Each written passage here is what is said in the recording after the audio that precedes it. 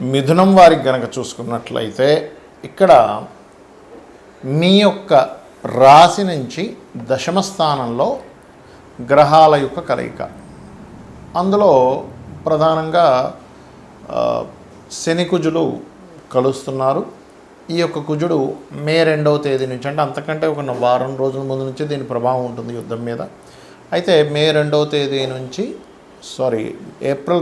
నుంచి మే 2వ తేదీ వరకు, ఏప్రిల్ 2 నుంచి మే 12వ తేదీ వరకు, అంటే దాదాపుగా ఒక 40-45 రోజుల పాటు ఉంటాడు అక్కడ. సో ఏప్రిల్ 2 నుంచి మే 12వ తేదీ వరకు ఉండేటువంటి గ్రహాల కలయిక. దాంతోపాటు ముందుగా ఒక ఏప్రిల్ 14వ తేదీ వరకు ఈ 2 గ్రహాలతో పాటు రవి యొక్క ప్రభావము, ఒక 2-3 రోజులు ఈ 3 గ్రహాలతో బుధుడు యొక్క ప్రభావం కూడా ఉంటుంది అక్కడ. దీనివల్ల షేర్ మార్కెట్లో క్రాష్ అవ్వడం కానివ్వండి, ఇట్లాంటివన్నీ కూడా ఇస్తాడు అక్కడ. ఇవ్వడం కాదు, కంప్లీట్గా ఇస్తాడు. అయితే ఇది కూడా ఒక రకంగా చెప్పాలంటే బుధుడికి శనికి ఉండేటువంటి పరివర్తన కూడా ఒక కొంతకాలం పాటు ఇస్తాడు అక్కడ. మరి దీని యొక్క ప్రభావం ఎలా ఉండబోతుంది, ఎటువంటి ఫలితాలు జరగనున్నాయి అనేటువంటి అంశాలు చెప్తుంది నేనైనప్పటికీ చెప్పిస్తుంది సాక్షాత్ లలితా అమ్మవారిగా భావిస్తూ, ఆ లలితాంబిక అమ్మవారి యొక్క అనుగ్రహం మీకు పరిపూర్ణంగా కలగాలని మనస్ఫూర్తిగా కోరుకుంటూ, ఇక్కడ ఎప్పుడైతే దశమ స్థానంలో క్రూర గ్రహాల యొక్క కలయిక ఉంటుందో ఇది ఒక రకమైన లాభాన్ని కూడా ఇస్తుందండి. ఏమిటది? చేస్తున్నటువంటి ఉద్యోగంలో ఒక మంచి స్టేజ్కి వెళ్ళడం ఇస్తుంది. ప్రమోషన్స్ వీటి కోసం ప్రయత్నం చేసినట్లయితే ఉన్నతంగా వెళ్ళడానికి ఆ యొక్క ప్రయత్నం సఫలీకృతమయ్యేలా చేస్తున్న ఉద్యోగంలోనే కొన్ని రాజకీయాలు మనం చూడండి. కొన్ని ఉద్యోగాల్లో దశమ స్థానంలో ఈ క్రూర గ్రహాల యొక్క కలయిక ఉన్నప్పుడు ఏమవుతుందంటే, ఒక రకంగా చెప్పాలంటే మంచి పేరు ప్రఖ్యాతలు, చాలా బాగా కష్టపడ్డాడు అనేటువంటిది ఇది ఆ యొక్క మంచి పేరుని ఇస్తూ రవి కూడా ఉన్నాడు కాబట్టి, అదే ఉద్యోగంలో ఎవరో ఏదో వచ్చి తప్పుగా ప్రచారం చేయడం మూలంగా కలిగేటువంటి కొన్ని దుష్పరిణామాలు. కాబట్టి ఒక్కసారి మీరు కొన్నిసార్లు ఏమవుతుంటుందంటే, నేను కొంతమంది జాతకాలు చూసినప్పుడు జరిగిన అనుభవాన్ని చెప్తున్నా. ఒక్కొక్కసారి ఆ ఉద్యోగి ఆ యొక్క ఉద్యోగం నుంచి మానేయాలని అసలు అనుకోడు, అలాగే ఆ యాజమాన్యం కూడా తీసేయాలని అనుకోదు. కానీ మధ్యలో ఒక వ్యక్తి ఏం చేస్తాడంటే, యజమాని దగ్గరికి వెళ్ళి, ఏమండి అతను ఇంకా ఉద్యోగం చూస్తున్నాడు, నేను ఇందాక మాట్లాడుతుంటే విన్నానని యజమానికి, అదేవిధంగా ఈ ఉద్యోగం చేసే వ్యక్తి దగ్గరికి వచ్చి, నేను ఇందాక మీటింగ్లో సీక్రెట్గా వాళ్ళిద్దరూ మాట్లాడుకుంటూ చూశాను, మిమ్మల్ని ఫైర్ అంటే తీసేద్దామని చూస్తున్నారు, కాబట్టి మీరు కొంచెం ఇంకోటి చూసుకోవడం మంచిది, మీ మంచి కోసం చెప్తున్నానని ఇక్కడ, మీ మంచి కోసం చెప్తున్నాను అక్కడ, అలా చెప్పేసరికి ఇద్దరికీ కూడా తెలియకుండానే ఈయన తీసేసేయాలని వాళ్ళకి, ఇక్కడ మానేయాలని వీళ్ళకి అనిపిస్తుంటుంది. అంటే బుధుడు మీకు ఈ 11వ తేదీ ఏప్రిల్ 11 నుంచి ఇందులో కూడా వెళ్తాడు, మీనరాశిలోకి వెళ్తాడు. మీనరాశిలోకి వెళ్ళేటువంటి బుధుడు నీచపడ్డ బుధుడు కదా, మిస్కమ్యూనికేషన్స్ వల్ల ఉద్యోగాలు దెబ్బతింటాయి. కాబట్టి మీకు ఏదైనా అటువంటిది అనిపిస్తే ఒక్కసారి యాజమాన్యంతో ఒక్కసారి మాట్లాడుకోండి. ఇది చాలా చాలా చాలా ప్రధానమైన అంశం. అది కాకుండా మీకు లగ్న చతుర్థాధిపతి కూడా అవుతాడు కాబట్టి కొన్ని ప్రాపర్టీస్ తీసుకునే సందర్భం కూడా వస్తూ ఉంటుంది. కాబట్టి ఆ తీసుకునేటప్పుడు సరైనటువంటి దస్తావేజులు అవి సరిగ్గా ఉన్నాయా లేవా అవి చూసుకొని తీసుకోండి. ఇక మీరు నిత్యము లలిత అమ్మవారి యొక్క ఆరాధన చేయండి, అన్ని విధాలు బాగుంటుంది.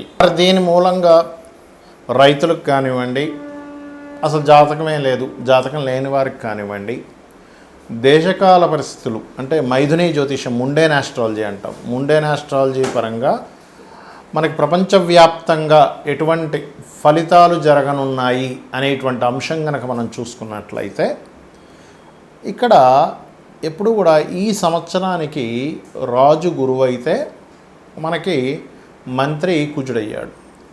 గురువైనటువంటి రాజు మీనరాశిలో ఉండేటువంటి ఎనర్జీ, అంటే మనకి ఒక గ్రహం ఎప్పుడు కూడా మనకి పరాశర మహర్షి చెప్పినట్టుగా ఆత్మ సంబంధినో ఏచ ఏ నిజసధార్మిన దశాంతర్దశాశ్వేవ దిశంతి స్వదశాఫలం.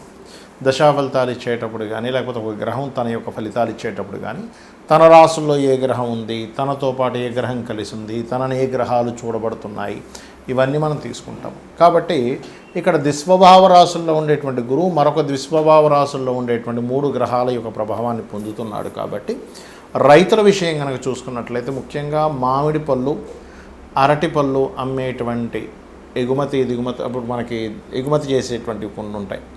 ఇటువంటివి ఈ పంటలు పండించేటువంటి రైతులు కాస్త ముందుగానే వర్షాలు పడబోతున్నాయి, అనవసరంగా పండు ఏదైనా మనకి దెబ్బతింటుంది. ఇప్పుడు ఏంటంటే వడగళ్ళ వానలు, విపరీతమైన వర్షాలు, లేకపోతే విపరీతమైన గాలులు, ఎండాకాలంలో విపరీతమైన వర్షాలు పడతాయి. చూడండి, గుర్తుపెట్టుకోండి. ఎప్పటి నుంచి ఇది అంటే మే 1-2 తేదీల నుంచి కుజుడు మారుతున్నాడు. కాబట్టి దానికంటే ముందు నుంచే, ఒక వారం ముందు నుంచే దాని ప్రభావం ఉంటుంది. మార్చి 26 నుంచే ఉంటుంది. కాకపోతే అక్కడి నుంచి ఇంకా పెరుగుతుందన్నమాట, పెరగడం అనేటువంటి జరుగుతుంది. మరి ఈ పసుపు అంటే పచ్చగా ఉండేటువంటివి ఏవైతే ఉంటాయో అందులో అరటిపళ్ళు ఉంటాయి, మామిడి పళ్ళు ఉంటాయి, ఇంకేవైతే పండ్లు ఉంటాయో వాటి మీద దాని ప్రభావం ఉంటుంది చెప్పాలంటే.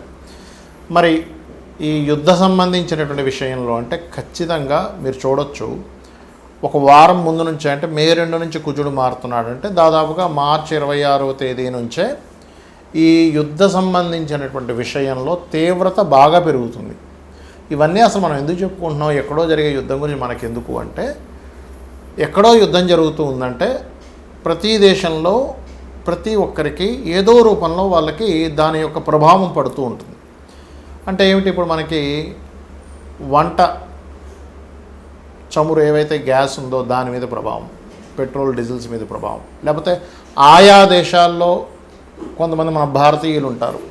ఆ భారతీయులు అక్కడ ఉంటే ఒకవేళ కొంచెం సరిహద్దు ప్రాంతాల్లో ఉంటే కొంచెం లోపలిగా వెళ్ళి ఉండడం. ఇక్కడ ఏంటంటే యుద్ధం ఎప్పుడూ కూడా పెరగకూడదు, మనందరం అదే కోరుకోవాలి.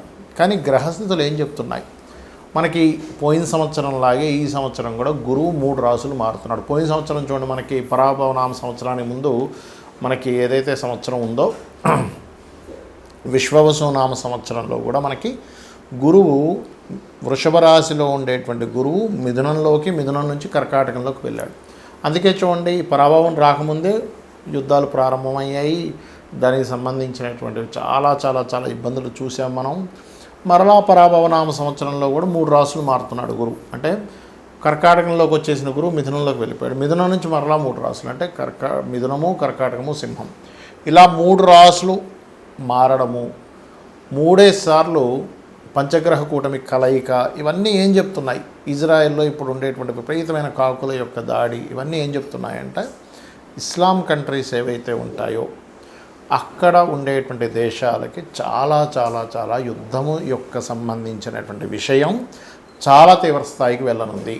కాబట్టి ఇక్కడ ఏంటి, సామాన్య ప్రజలు, అది అక్కడ ముస్లిమ్స్ అయినా ఎవరైనా కానీ ఇప్పుడు యుద్ధంలో పాల్గొనేటువంటి వాడికి మాత్రమే ఇబ్బంది ఉండేది ఒకప్పుడు. ఇప్పుడు అలా కాదు, సామాన్య ప్రజల మీద పడుతుంది. కాబట్టి సామాన్య ప్రజలు అక్కడ ఉండేటువంటి వారు వీలైనంత మటుకు కాస్త అక్కడ ఏదైనా బంకర్లు అవి ఉంటే వాటిల్లో కాస్త ఉండడము, ఇటువంటివన్నీ చేయాలి. ఎందుకంటే ఇక్కడ ఈ 3 గ్రహాల యొక్క కలయిక అనేకమైనటువంటి దేశాలను ఇన్వాల్వ్ అయ్యేలా చేస్తుంది.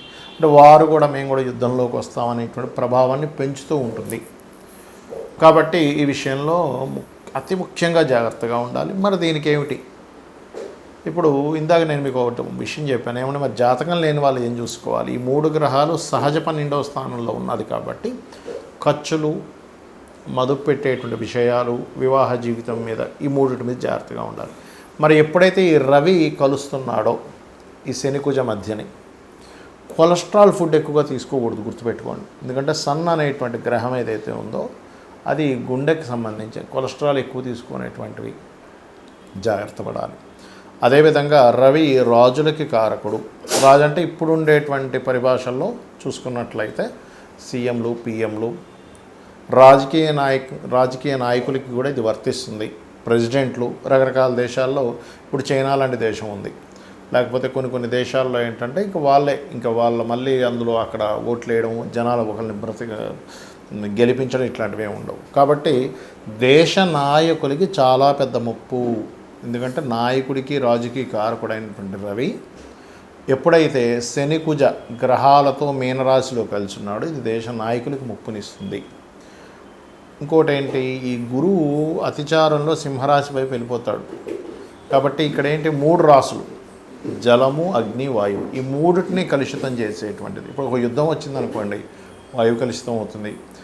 నావీ సంబంధంలో యుద్ధాలు వచ్చాయి, జలం కలుషితాలు అవుతాయి, జల సంబంధించినటువంటి ప్రళయాలు వస్తాయి, టోర్నడోలు, అదేవిధంగా అగ్ని సంబంధించినవి. అందుకని ఏంటంటే మీ యొక్క ఇష్టదైవం ఎవరైనా సరే, మీ ఇష్టదైవం ఎవరైతే ఉంటారో వారిని మనస్ఫూర్తిగా ఆ యొక్క పరమాత్మ మిమ్మల్ని ఎటువంటి ఇబ్బంది కలగనివ్వకుండా ఆయన పూర్తిగా కాపాడుతాడనేటువంటి విశ్వాసంతో మీరు మీ నిత్య దేవత ఆరాధన చేయండి.